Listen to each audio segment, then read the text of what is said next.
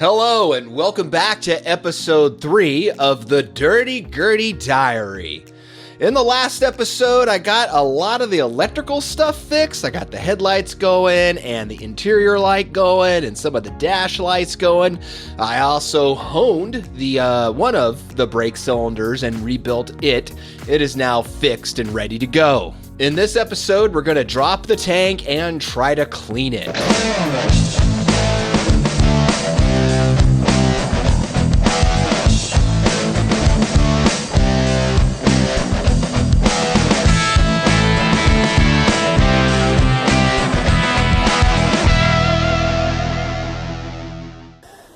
Alright, so another day working on the car. Got it back on the wheels again, and gonna do this process where I'm going to air bleed the brakes.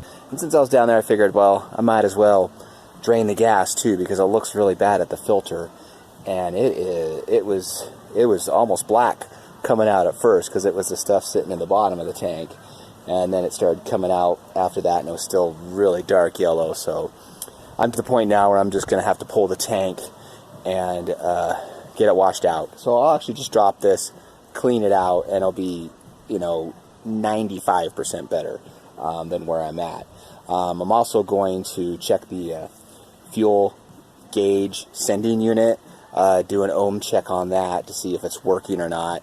And then check the gauge and see if it's the gauge, because there was way more gas came out of it than I was anticipated, because the gauge shows almost empty, and there was probably 3 to 4 gallons in that tank. That a lot of gas came out. I was expecting it to almost be empty. So let me crawl under the car, show you the other stuff. Alright, you know you're serious when you got your creepy crawler, because you're going to be coming in and out. So this is the first thing I noticed. I started doing it already. But for whatever reason, this gas line got cut and patched with a rubber line, which, whatever. It's not super bad, but it's so... they're in 2 different places, and it's actually stretched so far, I don't know if that thing's kinking or not. That can't be good. So I'm gonna figure out a way to fix this problem. I also noticed over here on the rubber brake line that, here we go, that this was pretty much rubbing on the exhaust, which is not good. So I inspected the brake line. It looks like there's no cracks or anything in it, so it's fine. So I'm just going to zip tie it to the fuel line right there to hold it back a little bit. Gas tank. Nice thing about these old tanks, there's a drain plug on it, so you don't have to siphon it, which made my life easy. So it's just 2 screws. Screw here, screw there, and they're 9/16, and it's going to drop right out, because I've done this, like I said, on my 57, changed the tank, so it's just these 2 straps. Fuel sender, or I guess gauge, back here. So I'm going to loosen this guy, undo this wire, and then drop the tank. Now, finally got the tank pulled. So, tank is pulled. Good news is there's not a lot of goo on it, because some people put a lot of that black goo. It's like 2B or something like that, because I've been one of those people that haven't done this properly. Because the way you're supposed to do it, the way it comes OEM, which even today, after all these years, it still works the best, is to use a quart gasket. So the other thing too is, like, before I even check this to see if this is reading the right resistance on it, is, look, oh, well, this would be why it doesn't work. The float is gone. So the float fell off of it. It's probably inside the tank loose somewhere. And this thing is just dirty. I mean, that little tiny bit splashed out right now. And just look at that gross stain that it left. So I'm going to see if I can find a place locally that cleans out tanks. Because, I don't know. This thing is dirty. I went ahead and called around, and I did find a place that cleans the tank. It was the same place that I've had a radiator fixed before, but it was actually more expensive to get the tank cleaned than it was to just buy a new one. So I just went ahead and ordered a brand new one from Taiwan, and I ordered a new sending unit as well. Well, so this is what I'm going to try to get done today, is put in the new sending unit in the new tank and install the new tank into the car. So just to show you the difference between the two, these should be identical. This is the 5/16 one, which is standard. 3/8 is the larger one, and those were on the fuel-injected cars and the dual 4-barrel carburetor cars in 57. I'm not sure what was, obviously fuel injection wasn't a thing in 56, and I don't know if they even had a 3/8 for 56s, maybe. But, the sending units are the same internally. This one was completely shot. The resistance, I checked the resistance on this at 0 to 30 ohms on it. So, halfway should be 15 and all the way down is 0. And I can check the gauge by grounding it out in the car, the wire that's dangling down underneath. So I should probably do that next. Ground that out, confirm if the gauge is good or bad. So if it goes all the way, if it swings all the way to full, that means it's probably good. And if you really want to be super critical of it and test it, you can put a 15 ohm resistor in it, or you can hook this thing up and maybe do it halfway and see if it shows halfway on the gas. So there's the new sending unit. The thing I want to show you is the gaskets and stuff that come with it, because it comes with a gasket, but it's not the right gasket. You could try to use it. So it actually comes with this gasket. It's a rubber gasket. That's no bueno. So what you want is the real original stuff, which is a cork gasket. And this says Danchuck. I didn't buy it from Danchuck because they're super expensive and they're terrible with their shipping. So I actually just got this on eBay. So that was actually a really good deal, and I got combined shipping on all these parts. I also got the filler neck tube seal that goes around the filler, and it just shoves inside the gas tank in the hole, and the correct copper washers with the clutch heads. Now you don't have to get clutch. They also sell these things in Phillips as well, but I like the clutch ones. They actually are easier to get in and out because it doesn't strip like a Phillips head does, or a flat head. So the tank came in today. This is the new tank that I got. It's came with the drain plug. Got the drain plug installed. This tank actually serves a lot of vehicles. I wish I would have saw this when I ordered it. This part about and seal ring, because I bought that ring separately. The seal for it, the ring that goes around the filler neck tube. This came with it. I wasn't sure if it did or not. But look at all these years. 55 to 72. Same exact fuel tank. So it actually came with this stuff, and it came with another gasket for the sending unit and screws. But look, there's still no washers in it. So I guess you're just supposed to put it together and put a bunch of goo on it, which I've tried before in my 57 in this car, and that does not work well because it just still leaked anyway. So I'm going to do it right this time and install the new tank today, check the gauge, and go from there. Alright, so I'm going to turn the key, see what happens. I got it grounded out from here all the way to that trunk wire. So let's see what the gauge does. It should go all the way to full, and it doesn't.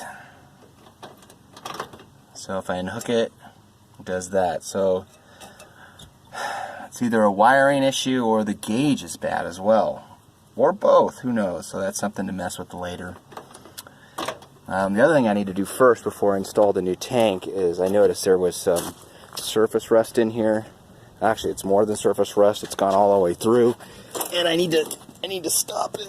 I'm not going to repair it. I ran into the tank, so I'm not going to repair it. There's a hole here, another hole back there as well. So I'm going to clean this, get it down to bare metal,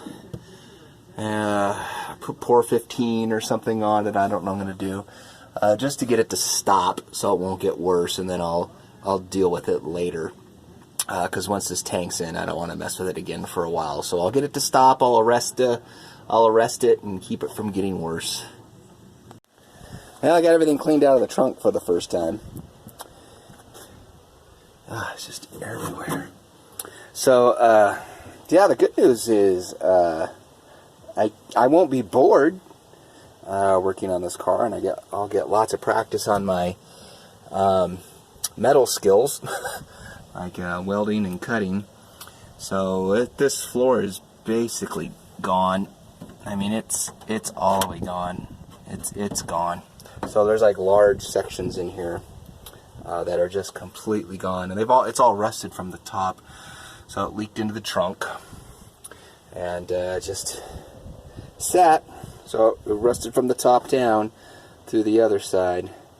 So yeah, I'm still gonna clean it and put some. I'm not gonna use I'm not even gonna bother with the Pour 15 because I gotta replace. I think I have to replace this whole thing. I mean, I can't patch these things. I mean, these are gone. I mean, just yeah, replace this whole section probably.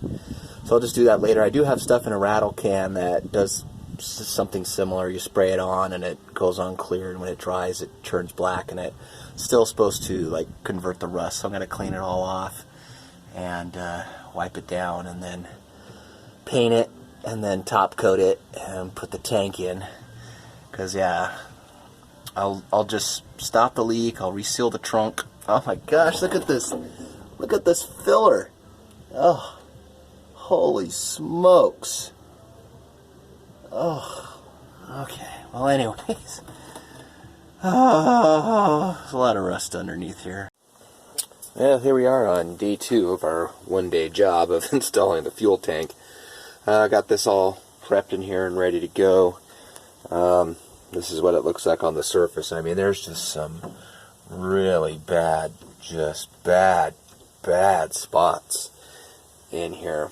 But, you know, so what I've done is treated it with rust protection, and now it's top coated. So theoretically, it won't get worse. Definitely gonna put a seal in this trunk and keep it out of the rain over the winter, so it won't get worse. So I guess they got to get a whole new trunk pan for this. Inside, you know, it's not that much better. You know, just got some really big holes in here, just from water sitting in the trunk. You know, these straps, they still feel pretty good. I mean, even, oh jeez, that is just gone. But anyways, so now I'm gonna go work on the get the tank installed. I got my filler neck sitting in rust cleaner right now as well, because when I looked at it yesterday, I realized it was just full of rust. So I'll show you what that looks like and get that cleaned out, and let's install a fuel tank. Okay, so this is the neck. I got this rust remover stuff inside of it right now, so it's just about filled up from here to here. I had it soaking in this overnight for the front of the neck from here to here, and it cleaned out really well. So all the rust is gone inside of there, so I've been having this sit for like this for another, I don't know, it's maybe been 4 or 5 hours, so that should be ready to go now. And then I can install the tank. Well, here we are a few days later. I've got the tank replaced. Look at that, the fuel system's still got gas in it, so that's pretty good. I don't know, I still think it might be a carburetor issue. I've taken the carburetor off, but I've never really taken it apart internally. Getting a kit for this thing's like $45. I looked it up, figured out what it was. Model numbers here on the front, it's like a 4150 model, and I believe it had 570 CFM on it, which that should be good enough. You know, that should be probably good enough. So, you know, maybe the floats are stuck or something. I just don't know. I mean, this thing acts like it wants to start, but it just won't start. I mean, I could sit here. I'm not hearing any gas this time. Oh, I could see the gas squirting. Oh, it's squirting out like a mofo. Okay, there's a lot squirting out. So, I mean, I could see it doing those things, and I can see it. So, like, watch. I'll see if I can demonstrate it. What it does, where it just kind of sputters. Could also be the timing. Should double check where the timing is on it manually. should have plenty of gas in it to start. I just pretty much primed it. Yeah, look, nothing. See, there it goes. It's doing that sputtering thing. And that's all it does. Regardless if I prime it or do that with the gas. I don't know. I just don't know. So, carburetor kit, probably on that. Double check the timing. I'm going to put this on cylinder number 1 and double check to see where I'm at with the timing on it. Manually look at it and see how close it is. Maybe the timing's too far off. I don't know. But I had it running perfectly. So, which goes back to the whole carburetor thing. I looked up that ballast resistor. I can get one that looks like that for $30, or one that does the same exact thing for 10. So I'm not quite sure what I'm going to do when I put a ballast resistor back in this car, because that one I want to put back in my other vehicle. Got the gas tank in and the gas line ran and everything. So there's the new tank installed, not leaking or anything like that. And got the filler neck all cleaned out, and I don't know, still need to put, what else do I need to do? I need to put brake fluid in these wheel cylinders. I need to do that someday, because right now the car doesn't have brakes, but it's not running anyway, so what does it matter? So probably, yeah, see, look, it's full. So it's getting gas, it's just not starting. So it might have a vacuum leak too, I don't know. I got all these weird rubber guys that are on here that, I don't know. Just have to look at this. Let's take it apart and start seeing what's going on with this carburetor. Well, we'll keep it short. That's everything that I wanted to cover in this episode. The good news is my fuel delivery system is now all new. Yay! In the next episode, we're going to get into that carb. I'm going to pull it. We're going to look inside of it, and holy cow, so I just knocked off, let me get a light here, just knocked off the primary side, and oh my gosh, look at all this stuff in here. Oh my gosh, what is all this? Holy hell. Well, that's obviously no good. We're going to get into that into the next episode, and how I clean that carburetor all up. If you'd like to see future episodes of the Dirty Gurdy Diary, don't forget to hit that subscribe button for this and other GM content that I have posted. And if you have any questions or comments, please feel free to leave those in the comments section. Thank you so much for hanging out with me on the Dirty Gurdy adventure thus far. Have a fantastic day, and get out and drive those Tri-5s.